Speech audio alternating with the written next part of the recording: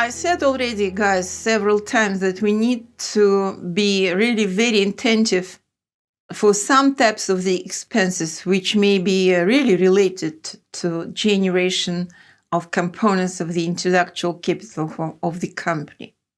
And it is the most important part, to my mind, of the EVA conception, because it just gives us some flexibility how to adjust to the business model profile for those companies which are mostly focused on their clients' capital, or for those who are mostly focused on the human capital or organizational capital. So that's why we were looking at that conception. I also said, you guys, that you need to capitalize some of the expenses that you consider internally, looking at the strategy of the company, looking at its operations and all these transactions, not from the point of view of accounting person, but from the point of view of company strategy and value creation processes. If you really need to capitalize some expenses, you need to know how to do it, of course.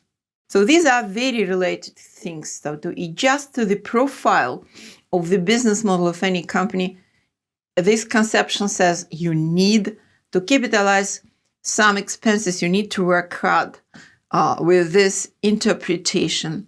So that's why now I want to provide you some general approach how it could be done.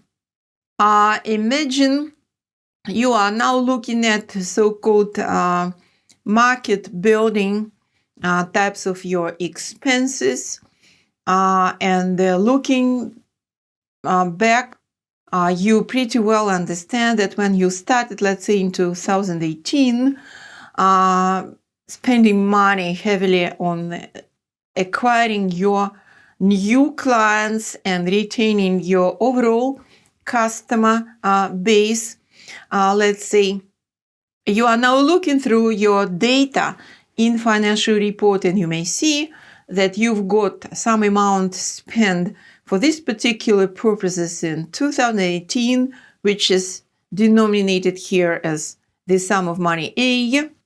Then next year, some additional money B. Then 2020, some money which C.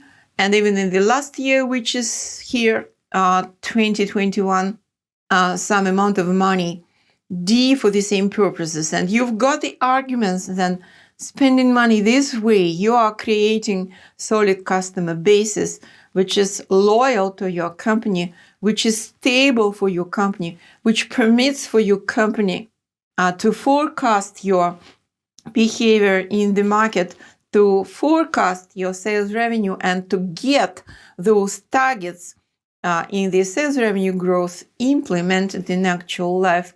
Otherwise, in other words, you've got an argument to say that you are generating the benefit stream beyond 1 year. Let's say you made it in 2018, you spend the amount of money A, but you've got benefit stream for upcoming years.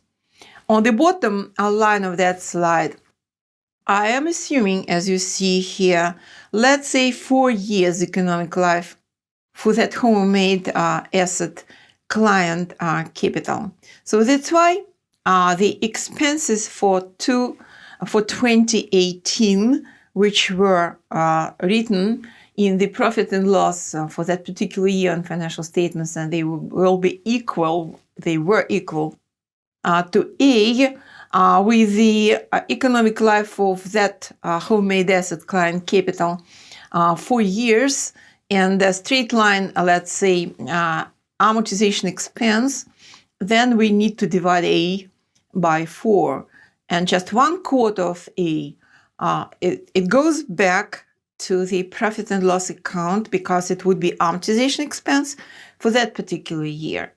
And 3/4 of the amount A should be capitalized, which will be shown on the next slide. In the next period, 2019, you spend the money which are equal to B, and you continue amortizing your asset, which was made in previous year, 2018. So you've got still amortization expense equal by equal to 1/4 of A plus amortization new expense equal to 1/4 of B. And where is the residual part of the expense of amount B, which you made in 2019? 3/4 of B would be capitalized to the balance sheet. Let's follow this logic for 2020. And now we introduce the amount which is equal to C. You continue amortizing the asset A. This is third year. You continue amortizing your asset B. This is second year for economic life of those assets. And you start amortizing your asset C, just 1/4 of C. This is first amortization expense for 2020. You see this logic, you can just continue yourself for D. And then we are back to the idea what would be capitalized. So your annual expenses are like amortization expenses are shown there in blue color. And your capitalized part of each capital expenditure within this period starting in 2018, going through 2019, 2020, up to 2021 is written in brown. You see here, for the first year when you start capitalization, start making your homemade asset, you've got 3/4 of A. And 3/4 of A, this is a part of your equity equivalents. They should be added to your equity capital in your homemade balance sheet.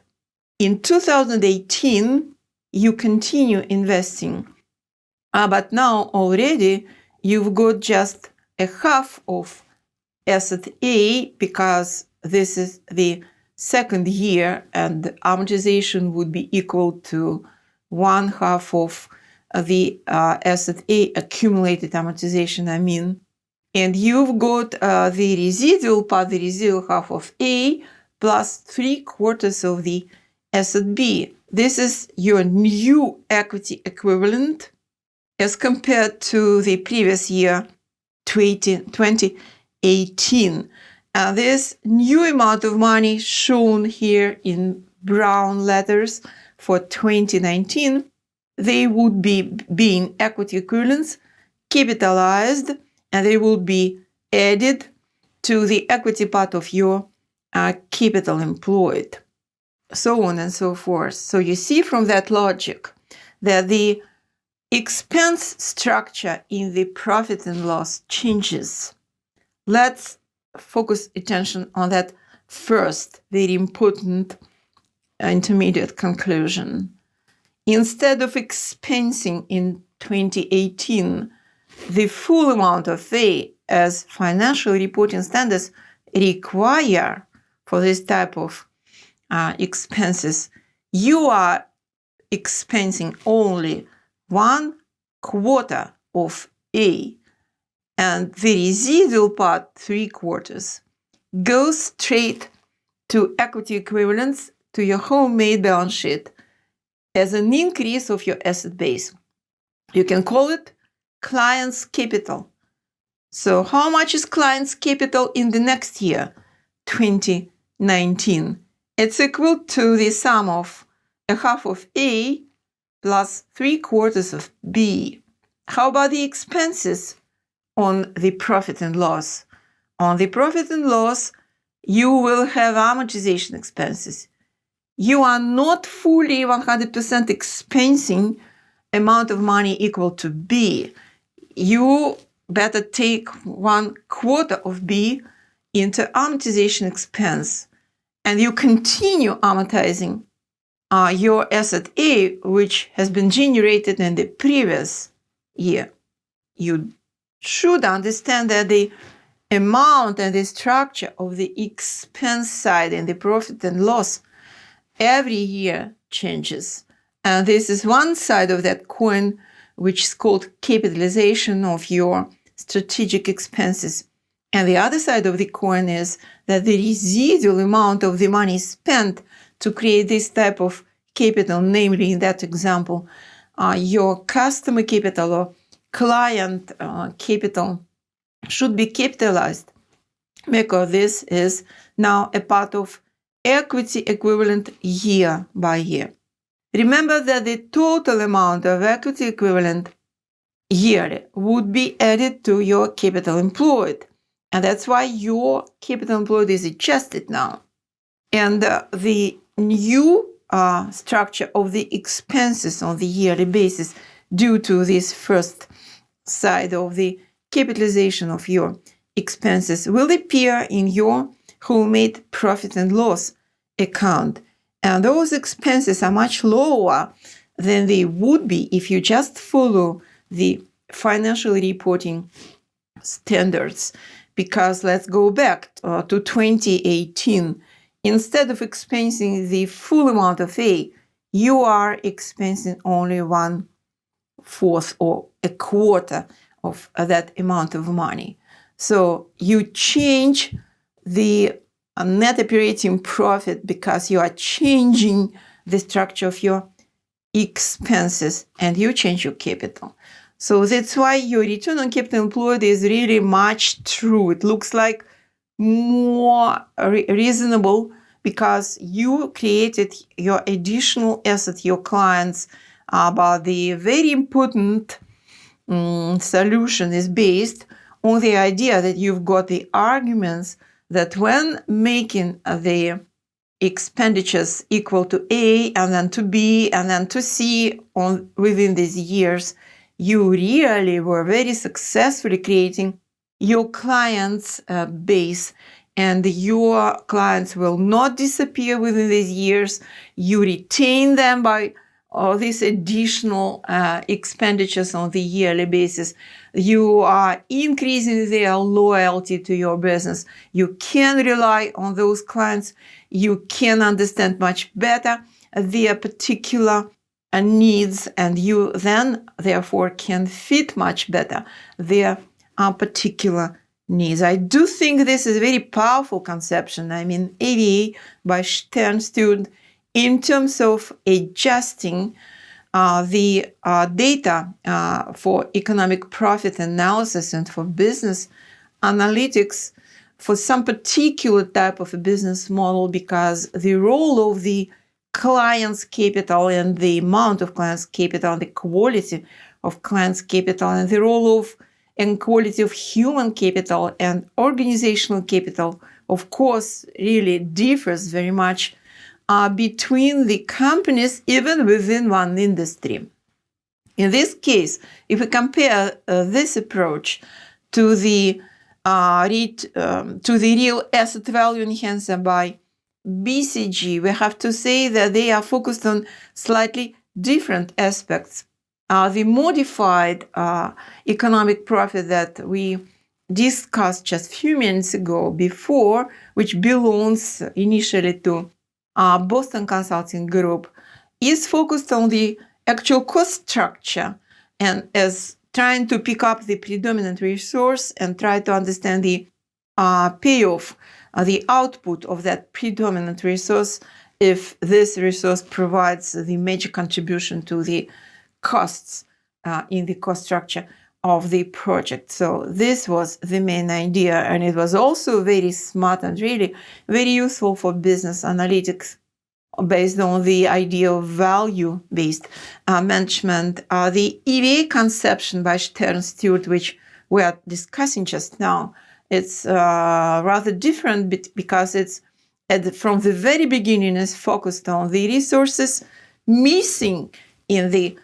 financial reports, but actually involved into the strategy of the company, into everyday operating activities. So they provide another treatment of the resources. They are not talking just about the cost structure and which proportion of which particular type of the resource makes up the most important component in the cost structure. They are talking about the overall capital structures about the multiple capitals. So they are talking about different types of expenses which support the idea how to build these non-financial capitals.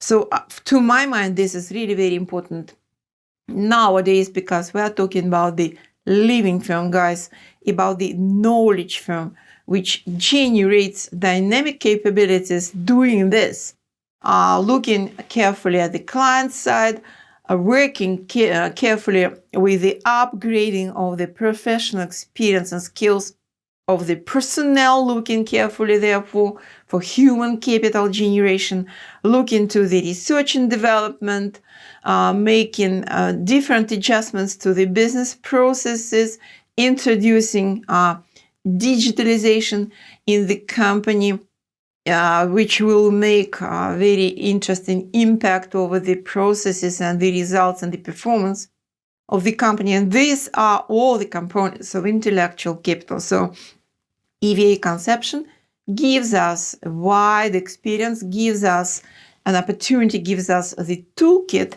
how we can adjust different business model of the companies, even within one industry, with the same, very similar, I would like to say, cost structures.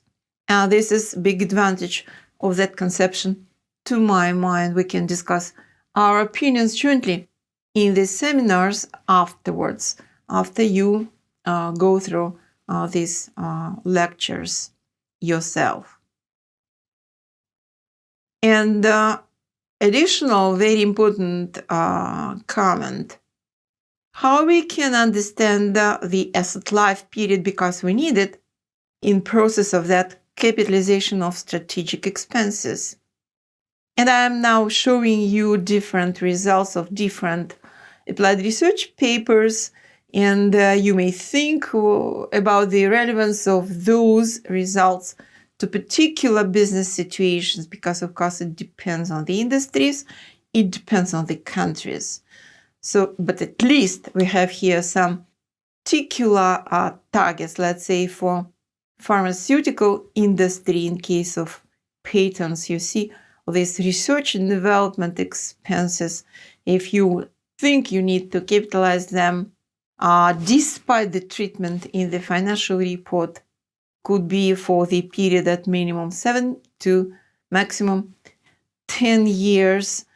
For some traditional, not high-tech industries, this period would be maximum 5 or 6 years. For high-tech, you may apply, let's say, 3 to 4 years, because the dynamics of changes, dramatic principal changes in the technologies here is really much higher than in traditional industries. For all marketing, advertising expenses, it could be within 2 to 5 years. So it's worth thinking, and it requires additional research, of course, because the time is going on and the situations are changing in the markets. That's why the business analyst should, of course, be aware about the previous fundings, as well as run additional applied projects to understand how it should be now applied within these new trends.